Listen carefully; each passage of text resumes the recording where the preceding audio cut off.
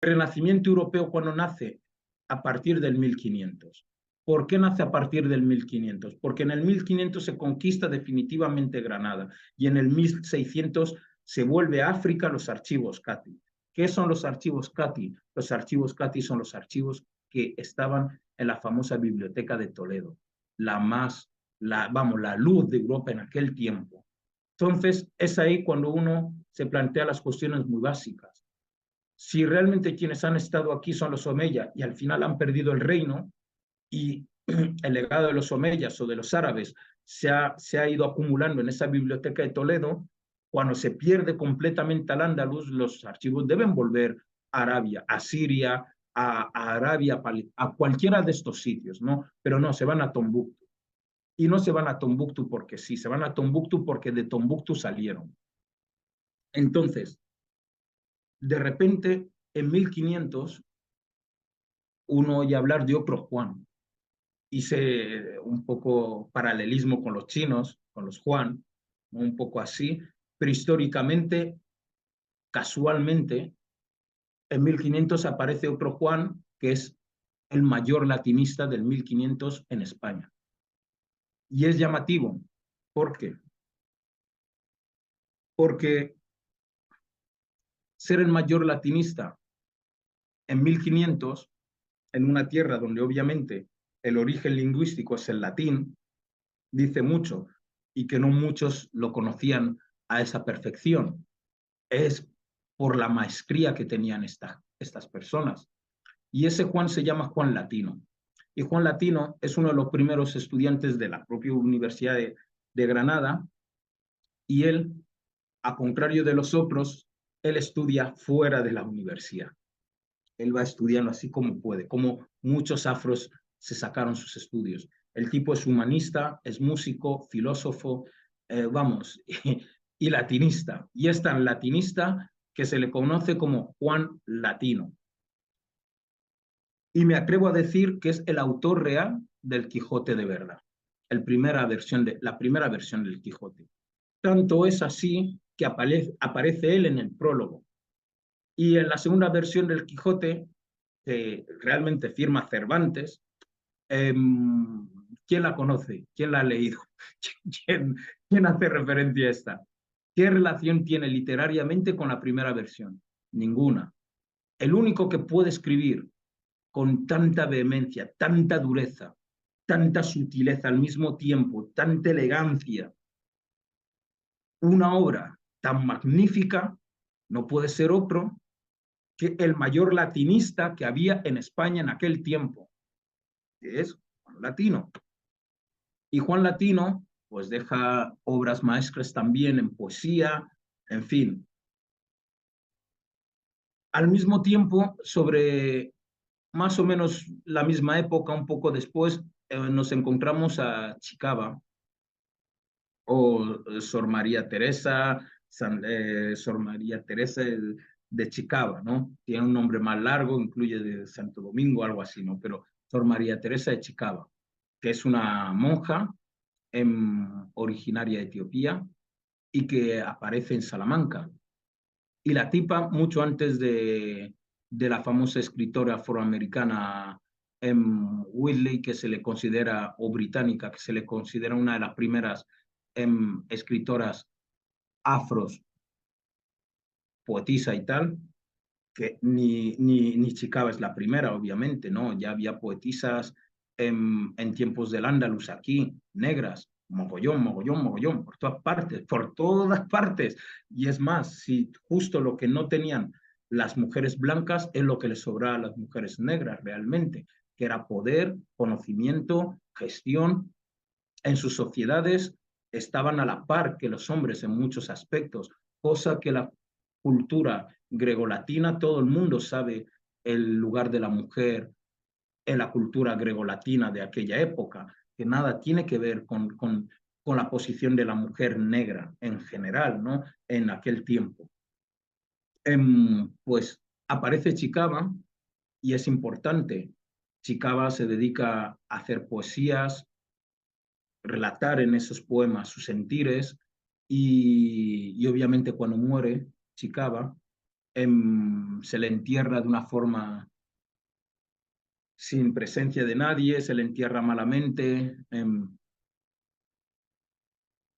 y ahí me llama la atención la aparición de otro personaje de la historia afroespañola sobre más o menos la misma época, entre 1400 y 1500, que es Helena de Céspedes, o que se le atribuyó y se atribuyó ella misma Helena de Céspedes.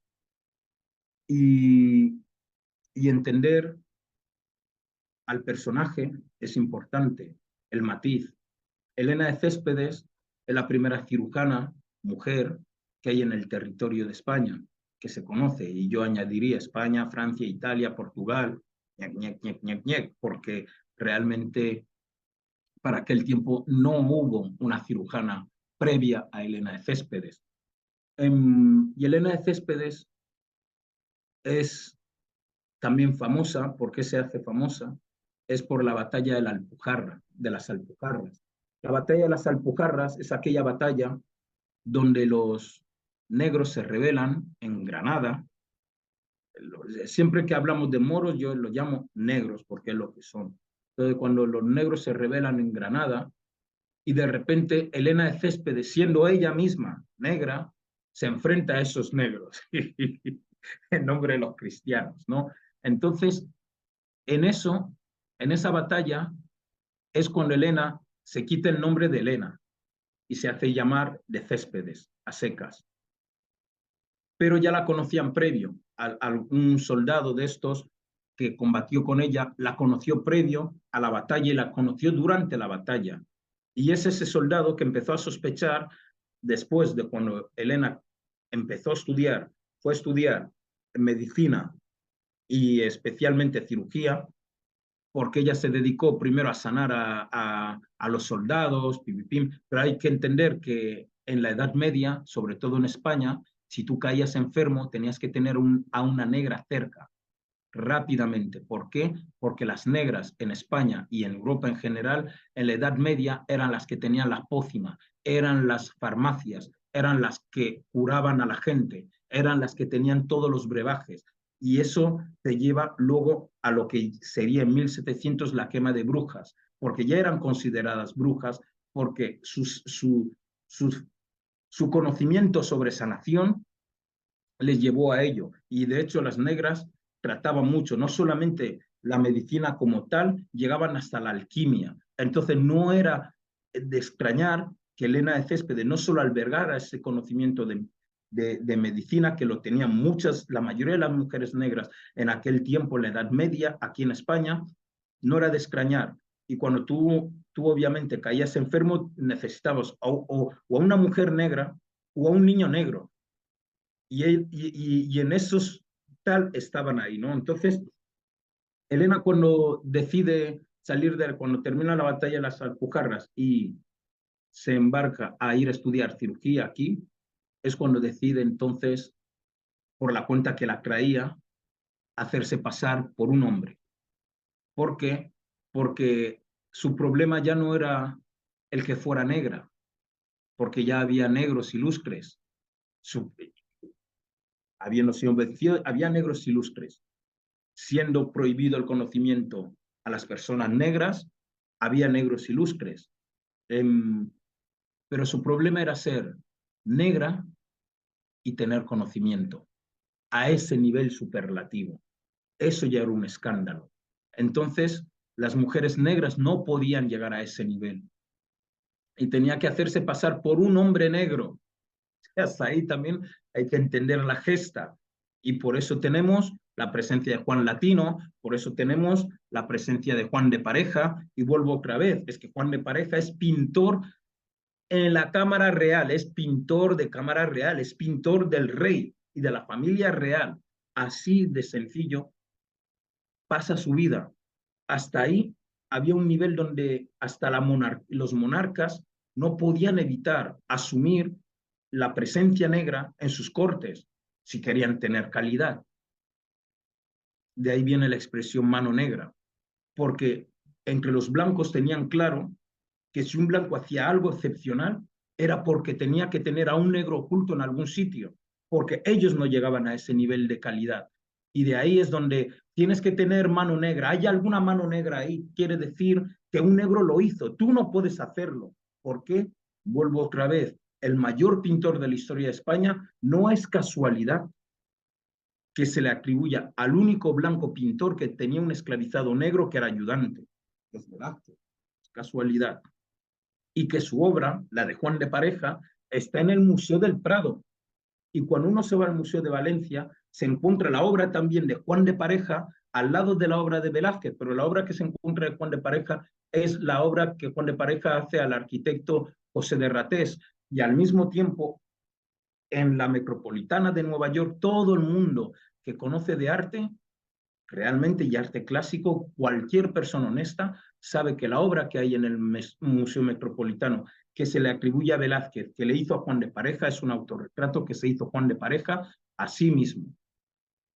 Al igual que no es casualidad que el mayor latinista del 1500 fuera un hombre negro llamado Juan Latino. Entonces, el término mano negra, que tenía que haber una mano negra detrás, era muy típico de aquí y se refería precisamente a esto.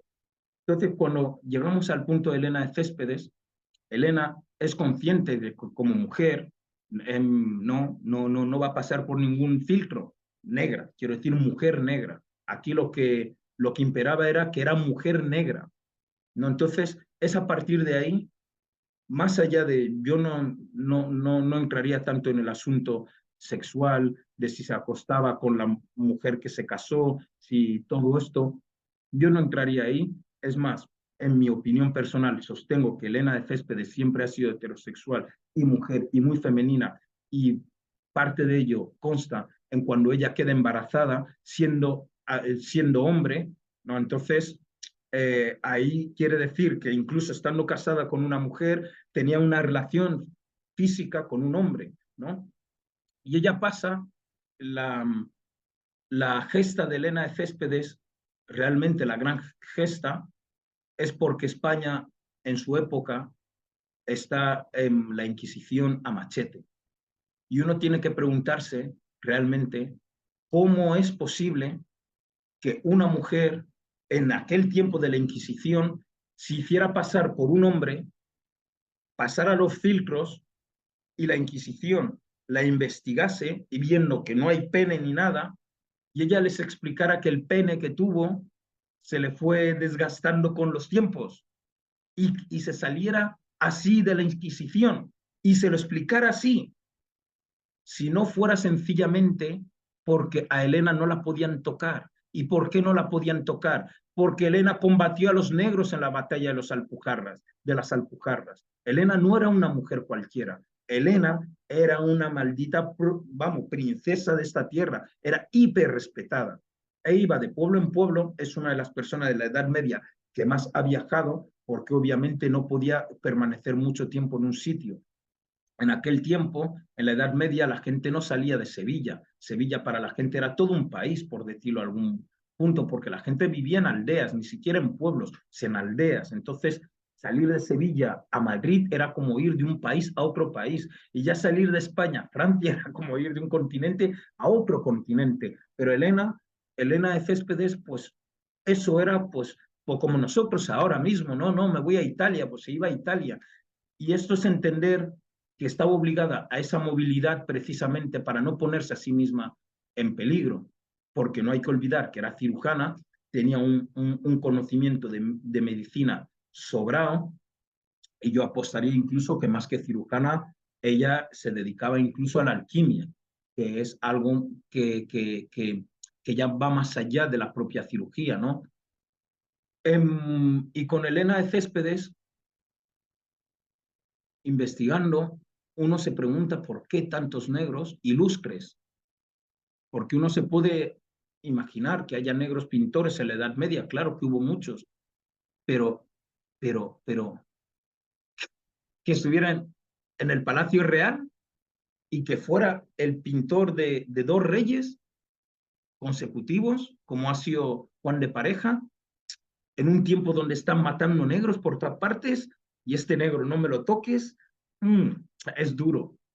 Al igual que tener la mayor obra literaria de España. Casualmente, las mayores obras de aquella época son de negros. La mayor obra literaria de España, el Cervantes, y yo lo voy a llamar así, el Cervantes, el Don Quijote.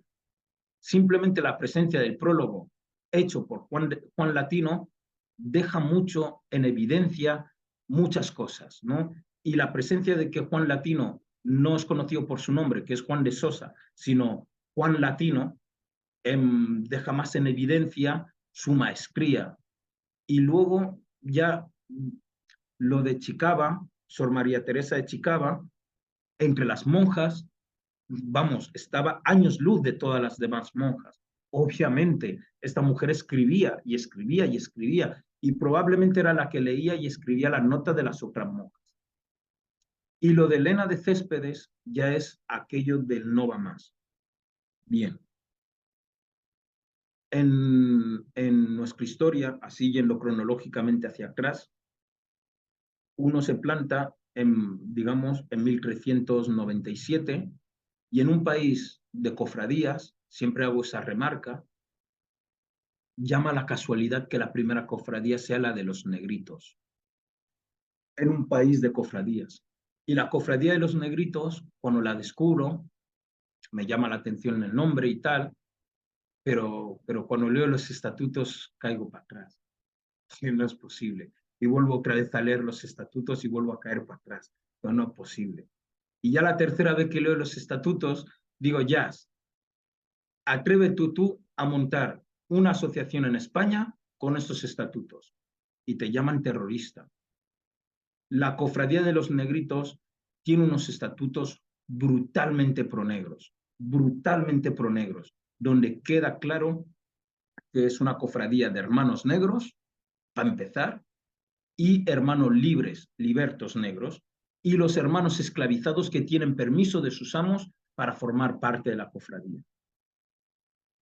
Llama otro detalle importante a la cofradía de los negritos, es el hecho de que las mujeres, es una cofradía mixta de hombres y mujeres. Bueno, las cofradías normales, hasta el día de hoy, solo son de hombres, hermanos, son hermandades, hermanos, donde la mujer no tiene presencia. En la cofradía de los negritos, no solo la mujer no tenía presencia, no. Las negras iban delante y con la cara destapada. Esto es más potente todavía.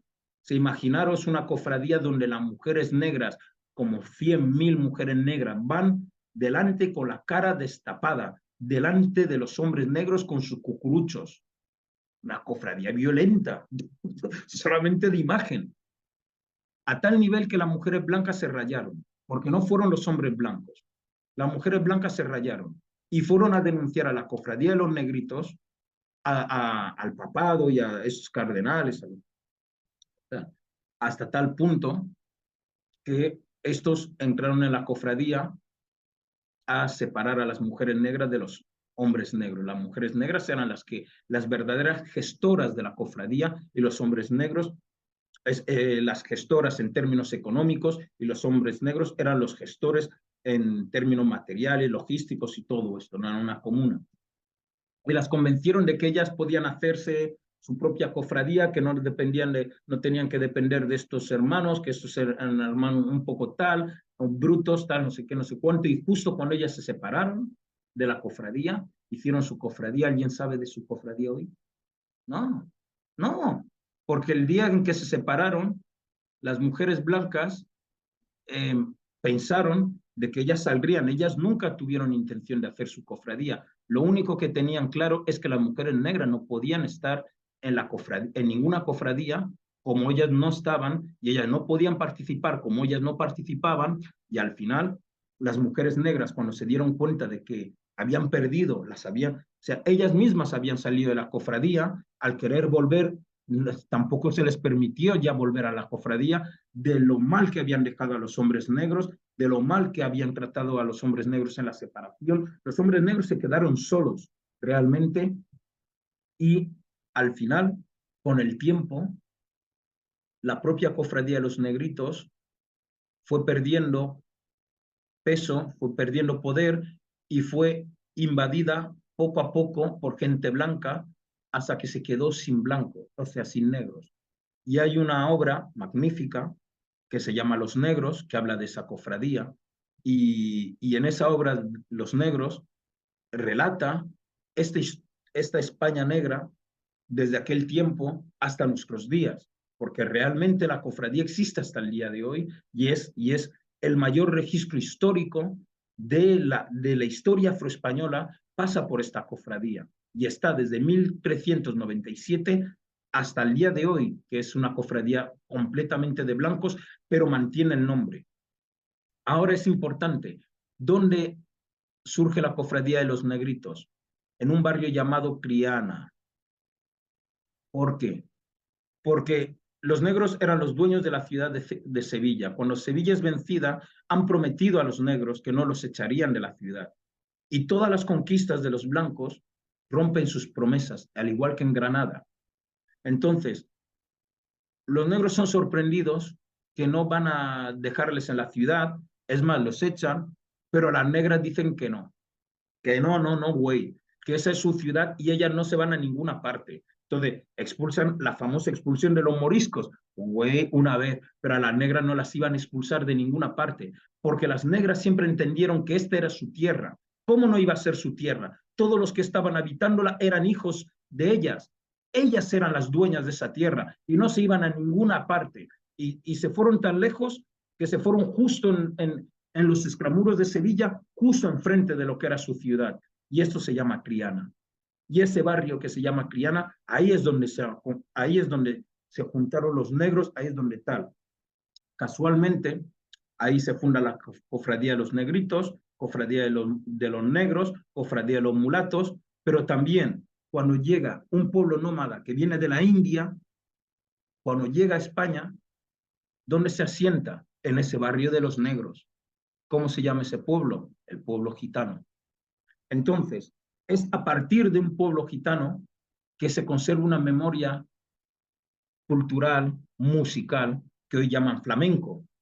Y por eso el flamenco es la única música en Europa que tiene un ritmo puramente oeste africano, porque son esa gente de oeste africano que estaban ahí en Triana, ¿no? Entonces, hoy Triana es un barrio gitano, pero Triana ha sido siempre un barrio negro.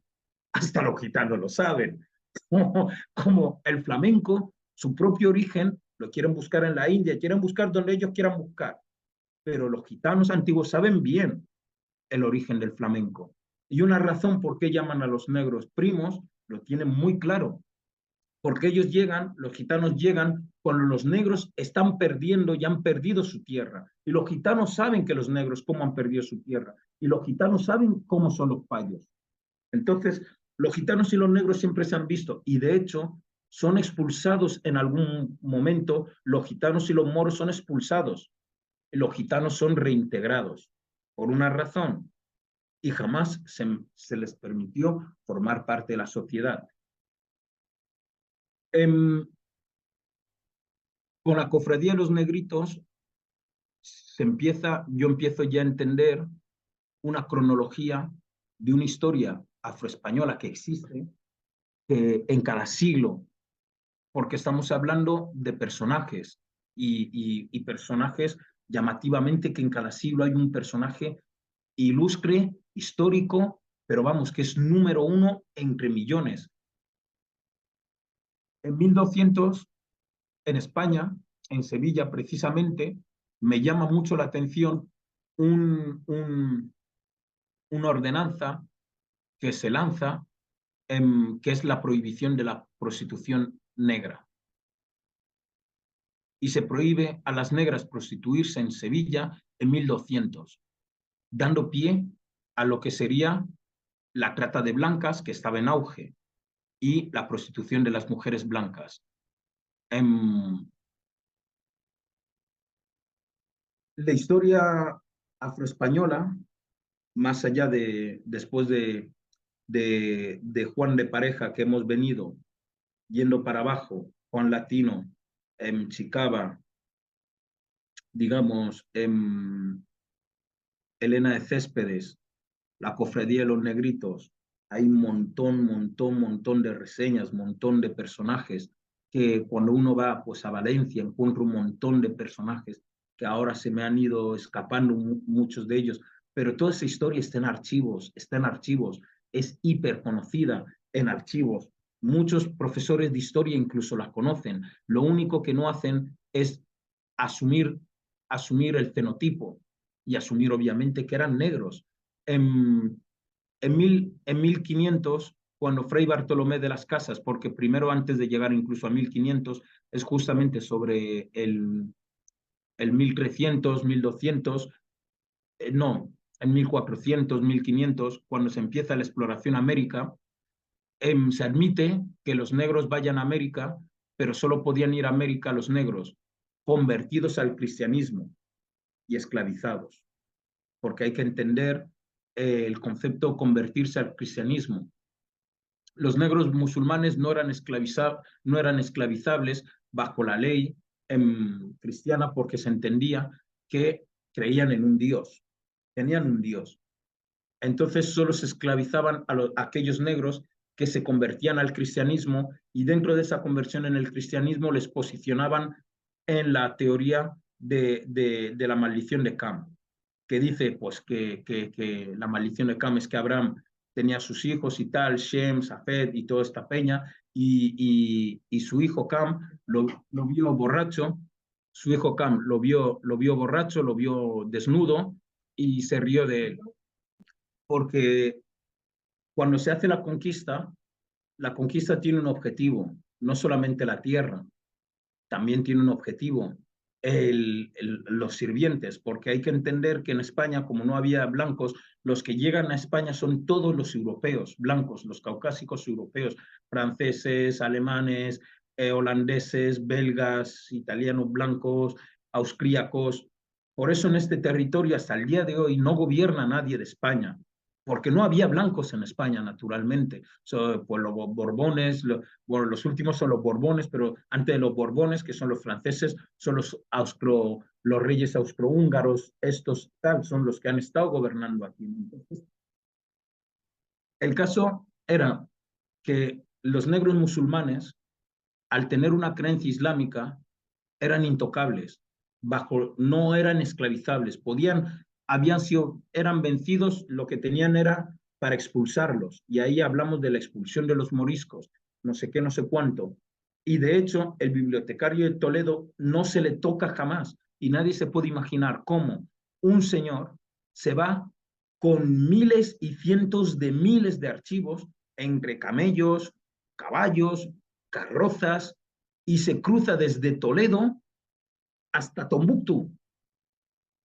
sin ser tocado. Y con todo el respeto a su descendiente, este afro que anda por aquí y por allá diciendo de que su ancestro era blanco, por favor, que lo perdone su ancestro, pero su ancestro era muchísimo más negro que él mismo. Yo no entendí esto, ¿no? Pero entiendo que vaya diciendo esto porque hasta el día de hoy se da a entender que los que habitaron esto eran árabes, pero es que para decir que eran árabes tendríamos que tener pruebas más allá de la lengua, porque en lo único que se basan es en la lengua y en la religión. Entonces uno ignora que en África en aquel tiempo los maestros del árabe eran negros, obviamente, pero el árabe clásico puro y duro, y, y eran musulmanes los que llegan aquí. Y esa gente era intocable. Ahora, para la primera ley no, la primera ley del esclavizado es esto, ¿no? El que el negro no tuviera conocimiento. Pero para que te pudieran esclavizar a este nivel de ingeniería, primero debías formar parte de la religión. Y al convertirte al cristianismo te llevaban a la maldición de Cam. Y la maldición de Cam, comento, ve a Abraham desnudo, borracho, se ríe y él lo echa de su casa, maldiciéndole y diciendo que los hijos, tus descendientes serán esclavos hasta de los esclavos, ¿no? O sea, todo tu raza será esclava. Y entonces dan a entender, pues que Cam es el negro, Shem es el semita y el no sé qué, no sé cuánto. Y es en este modo en que no solo convencen a los negros, esto es lo que le dicen a los negros que es su parte, pero esto es lo que usan para convencer a los blancos, porque el proceso de la esclavización va gradual, gradual, y el objetivo no era convencer mentalmente a los negros, a asumir lo que los negros intelectualmente jamás asumirían, físicamente jamás asumirían de ningún modo, era convencer a los blancos que realmente estos negros no tenían conocimiento, que realmente estos negros eran tratables como animales. Y esto empieza siempre con el ataque a la mujer negra. Y la gente va a entender muy bien por qué el ataque a la mujer negra. Y a la mujer negra se le empieza a atacar en 1200 y en 1100 en Sevilla, en Granada, obviamente, en Andalucía en general, denominándola mula. ¿Y por qué se la denomina mula? Todos los procesos para evitar la mezcla de la mujer negra con cualquier cosa, con cualquiera, y sobre todo con los blancos, porque los blancos estaban flipados con la mujer negra. ¿Por qué? Porque no habían visto mujer guerrera, intelectual, poetisa, gestora. Hay que entender todos estos parámetros para entender dónde estaba la mujer negra, ¿no? Entonces, en esa maldición de Cam, los negros, para convertirse al cristianismo, tenían el hecho de ser esclavizables. Entonces tenían que ser buenos esclavos para que al morir tuvieran alma, ¿no? Y es ahí donde empieza todo el game.